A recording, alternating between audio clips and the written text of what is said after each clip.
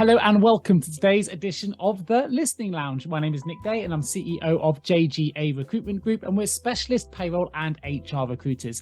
Now, they say the quieter we are, the more we hear, and that listening is the secret to discovering the greatest of stories. So sit back, relax, and enjoy today's fantastic guest. Today, I am bringing you an absolute global payroll expert to the show, Rubiano, who is Vice President of Global Payroll at Atlas HXM. What does the word payroll mean to you? Payroll means livelihood. I think it is a lifeline for people, right? It's a very important lifeline. It's a very, I always say it's a sensitive subject, right? Because nothing short of perfection is acceptable when it comes to payroll, and therefore payroll professionals and practitioners take their job extremely seriously because they know the downstream impact and the human impact that it has.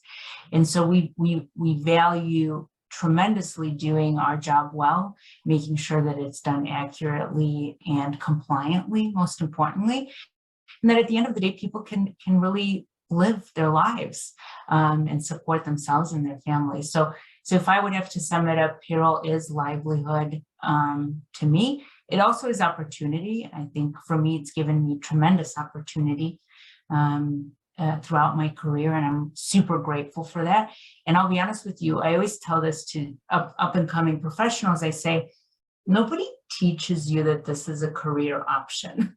Like when you go to college or university or uni, like my student advisor never told me that this is a career that I could fall into or that I could do or I can learn about. And it's something that I just by pure chance just fell into because my original professional route was headed towards United Nations track. That was my goal.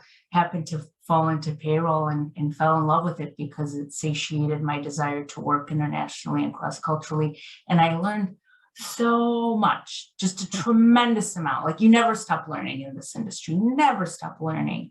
And I think my ability to mentally challenge myself every single day, to problem solve, to learn about the world has kept me really, really going, and which is why I say opportunity, because it does create immense opportunity for people who choose to stay in the industry and evolve in the industry. Yeah, totally agree. You touched on something then, which I absolutely love. I don't think I've heard this response. No one's ever said there's no margin for error. And actually in payroll, there isn't. There's margin for errors in so many other professions, but get payroll wrong. And as you mentioned very eloquently there, is it absolutely impacts the financial health and well-being of the employee that's at the wrong end of that, right? And that can be catastrophic for them. It could be, in their mind, the difference between fight and flight, survival and non-survival. And we can't get it wrong. For those that perhaps don't currently operate a global payroll and they're localized in wherever country they may be in, what's the main differences that they may not be aware of between a local payroll and a global payroll? That's a really good question. And what I would say is it's like apples and oranges. They're both fruits, but they're different, right? Yeah. And so no two countries are the same. Every single country, unlike when you look at like accounting, right? There's global standards for accounting. There's global standards for financial reporting. Whilst there's standards for payroll in the sense of you want to get from a gross to a net, right, at the end of the day, and you want to calculate taxes and what's the take-home cash, the way to get to that point varies significantly across every single country.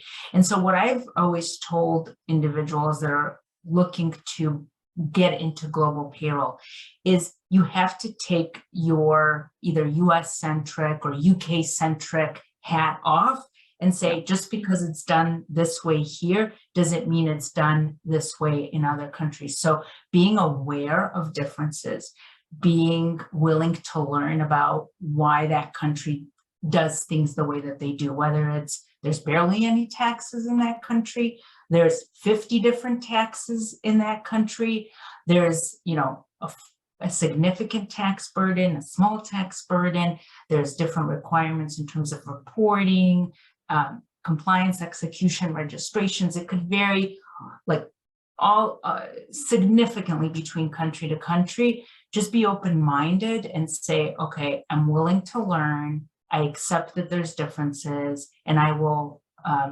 be able and be open to making sure I understand why that is, so that I could be successful if I am tasked with managing a payroll outside of my local payroll. So it's really being open-minded and being willing to learn, and recognize that there's going to be differences. But that's the beauty of it, I think, is you really get to understand countries.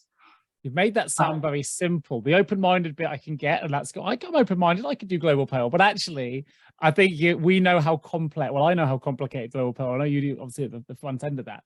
It's fraught with risks of non-compliance. We know there can be really lengthy processes for successful integration and process. It is particularly complex. That's not to say local payrolls are not complex. But we are magnifying and multiplying is what I'm looking for, multiplying that complexity, because we're now doing it across multiple jurisdictions, multiple regions, multiple languages. I know you're multilingual yourself. I even saw that you spoke Russian, I think, as well. So there's lots of different languages in there, which you probably become useful. What are the key risks that a global payroll professional really needs to be aware of when they are potentially expanding into new countries? Now, post-pandemic, to reference this, a lot of companies have suddenly realized they can hire from people from all over the world. And that's a relatively new it's been going for years, but as a global phenomenon now, with many businesses doing it, it's really been thrust into the limelight that actually, if I need talent, I can go anywhere for that. But what are some of the risks associated then with that complexity and with that expansion? So I'm gonna try to unpeel the onion a little bit, because I think where we have to start is say, what are the pillars of a compliant payroll, right? The pillars are proper and compliant entity and employee registration. That's one. That goes for anywhere, whether you're in the US or in South Africa or Argentina. You have to make sure that your entity is compliant and registered, and that you have the ability to register your employees.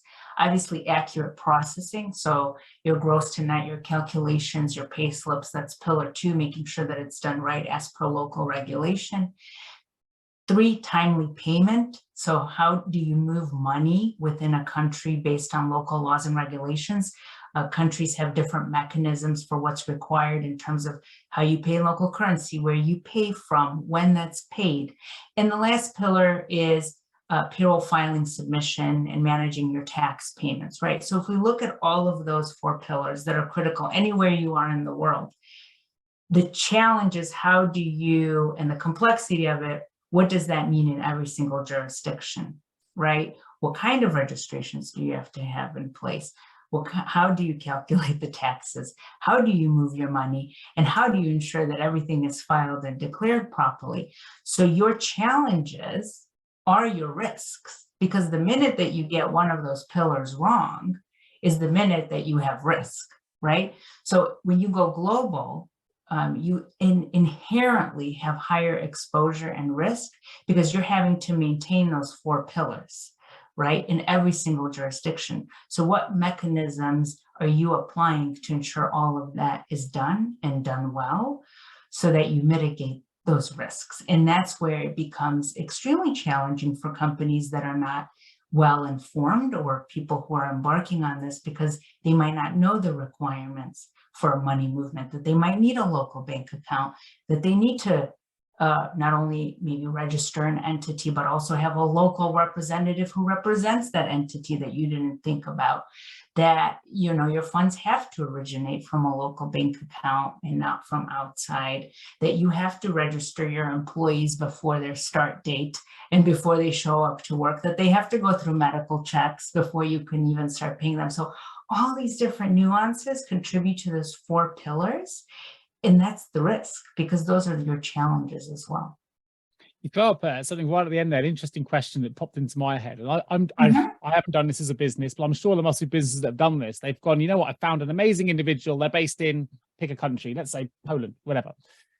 I've hired them, they're joining us, and I've done all that without any of that set up. So what are the risks associated then? If as an entrepreneur that listens to this, there are business owners, there are CHROs that listen to this show, who sometimes will make quick decisions because they don't want to lose out on key talent. And we know there's a global shortage of talent, not just in the payroll industry, but beyond. You make that decision to hire, but you haven't done all of that setup in advance. What are the potential ramifications of making such a decision? Have you come across that yourself? Have you seen business owners or leaders do this in the past? This has been going on probably for many years. Okay, so it's not a new thing. It just popped into my head when you mentioned it. I think with COVID, 100% that kind of approach, maybe it's the approach to talent, skyrocketed, right? Because now everyone was more virtual. You have tools that allow you to work virtually better, right? The Zooms, the Teams, the Slacks of the world that really allowed for that sort of remote virtual work to truly expand.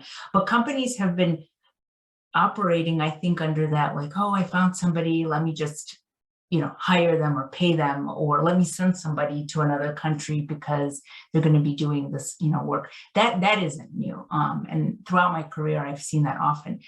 There's two major risks to that. One, and often is not thought about, companies who do make that decision, is the risk to the employee. So if you don't have a mechanism to payroll an employee compliantly, they're not protected. They're not protected by the country and the social system that operates under that country, right? So one of the biggest discussions I've had with customers before is, we want to hire them and we want to pay them. But I said, if something happens to this individual before they're registered locally with the Social Security office or with, the health insurance, they're at risk. They're not covered, right? Because they're not employed. And they're not covered and you're not covered as an organization because you haven't done the registrations, you're not registered in that country. So now there's risk to you should the employee, let's say, take action against you, right? Because you haven't done the due diligence and the needed to make sure that you're a registered employer in that country as well. So the risks are, one, to the individual, because you don't want to put that employee at risk and suddenly something happens and they have to go on maternity leave or sick leave or workers' comp or whatever that may be, and they don't have any protections, right? They're vulnerable. Two, you're vulnerable against the actions that the employee may take against you, and not to mention the actions that the tax authorities might take against you as someone who's, paying individuals but not paying into the tax system in that country. So those are very real and inherent risks that companies have to be mindful of when they are vying for talent. Thank you for joining me on today's episode of The Listening Lounge. My name is Nick Day, and remember, every great conversation starts with great listening. Till next time.